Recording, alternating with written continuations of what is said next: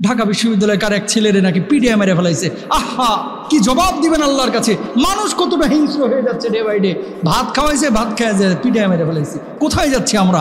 কেন আমরা? দেখেন, আমি নাহলে আরো 10 জুমায় বলেছি, আমাদের বাংলাদেশে শিক্ষিত মানুষের সংখ্যা বাড়ছে, কিন্তু আসল মনুষ্যত্বের মানুষের সংখ্যা কিন্তু দিন দিন কমে যাচ্ছে, ঠিক কিনা? সুতরাং আমাদের মানুষ হতে হবে, শিক্ষিত না হয়ে। আমাদের কি হতে হবে? মানুষ হতে হবে। চোরকে যখন রাস্তায় ধরে মানুষে পিটায়, কিছু পোলাপান দেখবেন দূরে দাঁড়ায় আছে, দোস্ত যাই 2টা ঘুষি মেরে আসি। মানে কি একটা মজার জিনিস পাইছে আজকে বাড়ে, বুঝেন নাই? শাস্তি অবশ্যই দিবেন, শাস্তি অবশ্যই দিবেন। যেখানে আল্লাহ বললো হাতের কবজি থেকে কাটিয়ে দিতে, শর্ত সাপেক্ষে, সব চোরের না। আর আপনি পিটিয়ে মেরে ফেলাইবেন, কি জবাব দিবেন আল্লাহর কাছে? এভাবে অন্যায়ভাবে একজন বিকারগ্রস্ত পাগল মানুষকে যারা মেরেছে, আল্লাহ তাআলা অবশ্যই তাদের বিচার করবেন। প্রিয় ভাইরা আমার, এতটা হিংস্র আচরণ কখনো করবেন না, ইনশাআল্লাহ বলেন। কথা সাপেক্ষে এই কথাটা বললাম। তাহলে আল্লাহ এবং আল্লাহ রাসূলের সাথে যুদ্ধ করে কখনো কেউ মানে জিততে পারবে না এই দুনিয়ায়, ঠিক কিনা? এরপরে আছেন আল্লাহ রাব্বুল আলামিনের রাসূল কি বলছেন? আল্লাহর সন্তুষ্টি অর্জন কখনো এরা করতে পারবে না যারা হারামখোর, মানুষের হক নষ্ট করে, আরেকজনের আইল খেলে জমি দখল করে।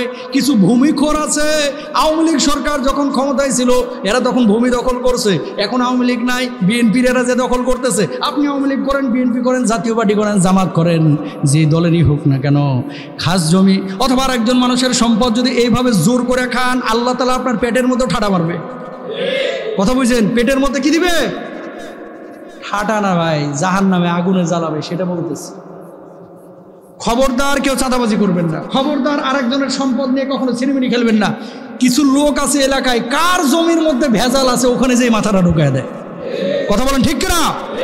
ভূমিখোরেরা ধরেন জানে যে লোকটা একটু দুর্বল, পাওয়ার টাওয়ার নাই, কিন্তু জমির মধ্যে ভেজাল আছে। ভূমি অফিসে যে মেকানিজম করে বিভিন্নভাবে, ওরা আবার কায়দা কানুন হেভি জানা, স্টাডি করছে, পিএইচডি করছে পুরা জাল দলিলের উপরে, ঠিক কিনা?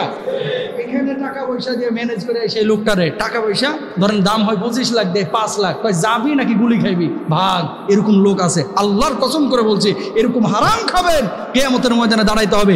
ছেলে মেয়ে কিন্তু 1.5 ব্যাটারি মার্কা হয়ে যাবে। কথা বলেন ঠিক কিনা? নিজে খাবেন হারাম, চলবেন হারাম, পড়বেন হারাম, আর আল্লাহর সন্তুষ্টি নিয়ে ফরফরে একবারে ছেলে জান্নাতে চলে যাবেন। জান্নাত এত সোজা না, আবার বলি জান্নাত এত সোজা না। জান্নাত তার জন্য যে ইমানদার, জান্নাত তার জন্য যে হালালখোর, জান্নাত তার জন্য যে সত্যিকার অর্থে সৎ মানুষ, জান্নাত তার জন্য যে মানুষটা মানুষকে সহযোগিতা করে, কোনো মানুষের ক্ষতি করে না, তার জন্য জান্নাত। হারামখোরের জন্য না, হক নষ্টকারীর জন্য না, ঠিক কিনা ভাইরা আবার? সুতরাং বি কেয়ারফুল। আল্লাহর সন্তুষ্ট নিয়ে মরতে চাইলে কখনো কারো হকের দিকে তাকাবেন না, ইনশাআল্লাহ বলেন।